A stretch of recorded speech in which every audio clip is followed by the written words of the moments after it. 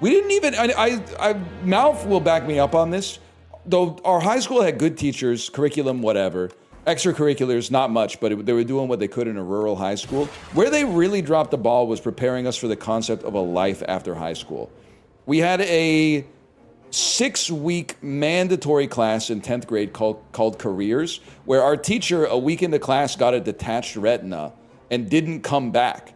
So we had 1 week of the curriculum and then 5 weeks of watching like 80s workplace safety videos, basically, or like how it's made episodes about like, here's what it's like to be a millwright, you know? Like we didn't learn we just kind of learned some jobs that exist. So that was a complete waste of time. And apart from that, nobody told us anything.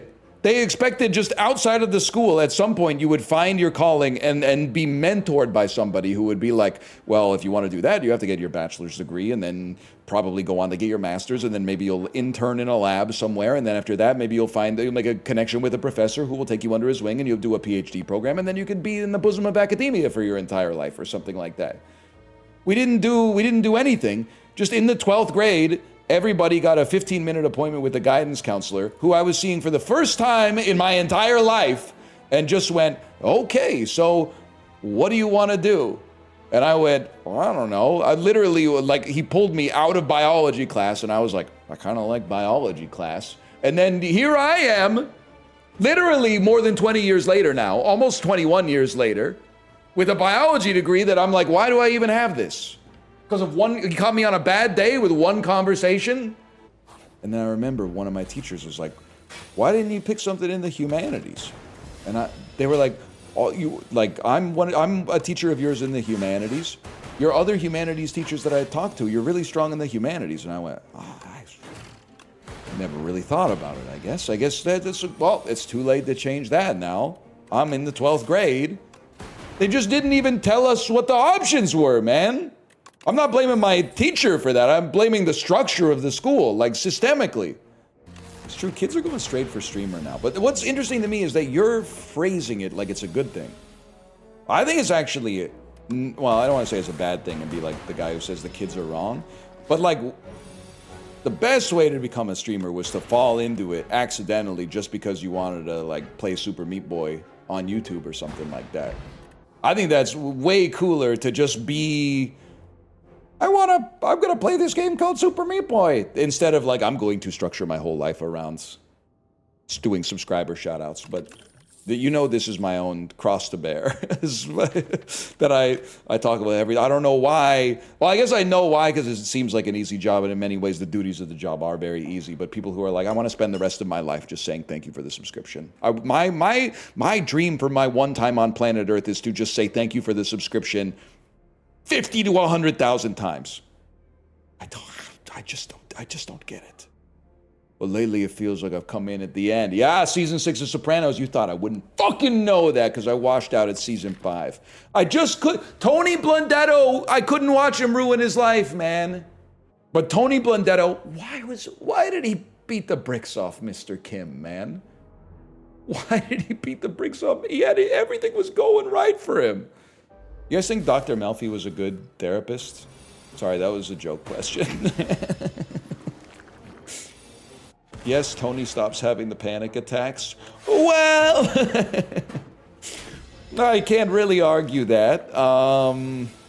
You're a LARPer, finish the show. Have you noticed that in our modern society, people never ask, what do you think about it? They only ask, are you finished it yet? It's because they're chomping at the bit to recommend a new thing. They're saying, oh shit, he's almost done with last thing. The door's open for me to... This is modern day Seinfeld, bro. The parallel with the guy who's waiting in the wings for the girl he likes to break up with her boyfriend. We just got to come up with a term for the guy who's waiting for you to finish a TV show or a book so he can recommend another book, man. He's the Netflix rebound. You know what he's doing? Oh, you didn't like that show? He's doing a Netflix rebound.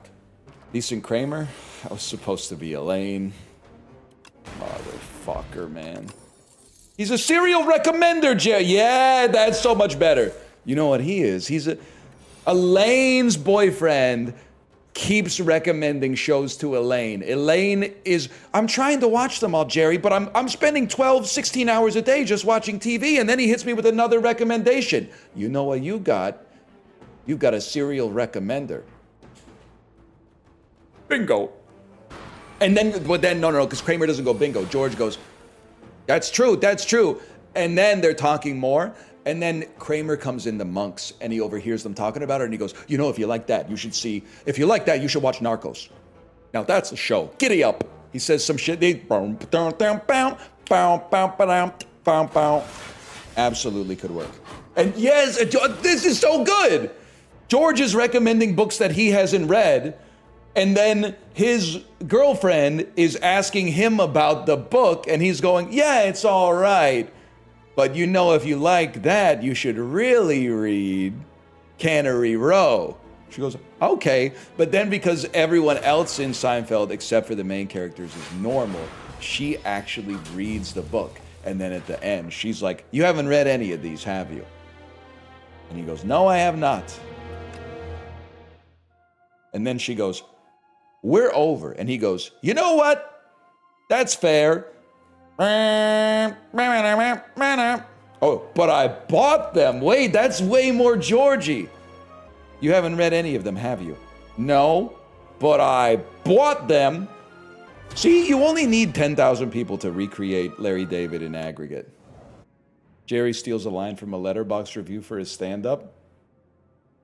Jerry get iPad. Okay, but here's the thing. I'm not going to take any bullshit from chat about like, whoa, these modern day Seinfeld jokes are overdone. Literally, if you ever say a sentence that has come, blow, load, any double entendre at all, you're all fucking frothing at the mouth becoming Michael Scott. It's so fucking stupid, okay? But then if you're integrating a different genre, the modern day Seinfeld, all of a sudden it's, I'm referencing a tweet. What if Jerry had iPad? Okay. Just because there's one funny tweet about this, which admittedly is very good and also speaks to a certain type of parodist, that doesn't mean that that tweet blows out the ability to use it as a framework for jokes. This is why I don't like Jerry, because Jerry's what's the deal with airplane food is a joke that just kills. But now, whenever anybody goes, I got some stuff to talk about airplanes, everybody just goes, what's the deal with airplane food? We all know it. It's the best joke of all time. But at the same time, there's other observations to have about being on an airplane. The people next to you. Are you a recliner or a non-recliner? It's a non-recline situation, Jerry. I don't even recline when I'm in row 40, Jerry.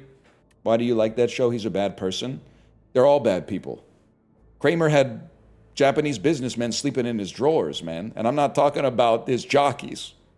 You're the only person I know holding the line on airplane jokes. I'm not the funniest person in the world. I'll start right there before you accuse me of guy who gets narcissism confused with nepotism, before you accuse me of nepotism. But a lot of people who think they're funny are not saying things that are funny. They're saying things that match the pattern of other funny things that they've heard. Only Chibley and myself are trying to make statements that are funny. Everybody else is trying to closely approximate something funny they have previously heard. They're trying to learn the rules of humor, not so they can break them, but so that they don't accidentally cross the line of oh, you can't make a joke about it. Didn't you read the comedy handbook? Jokes about airplanes can't be funny anymore because Jerry Seinfeld made a bunch of bad ones. They could be funny. All you got to do is make a funny noise halfway in between. You got to go, say something like that. What's the deal with airplane food?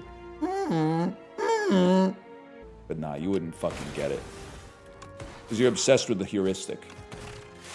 You don't understand the meat of the argument. You only understand the heuristic. Your kids are gonna love it. My kid loves it, but I think my kid loves it because I'm dad.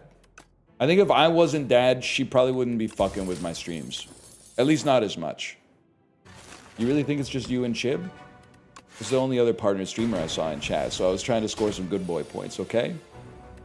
If there's any other partnered streamers, feel free to show yourselves. Let those checkmark badges fly. Let's see who we got. Mods? You know the rest of the joke. Well, it was a fun day of Slay the Spire, guys. a really, really good series of performances here. Made it to Act 2 one time, I think.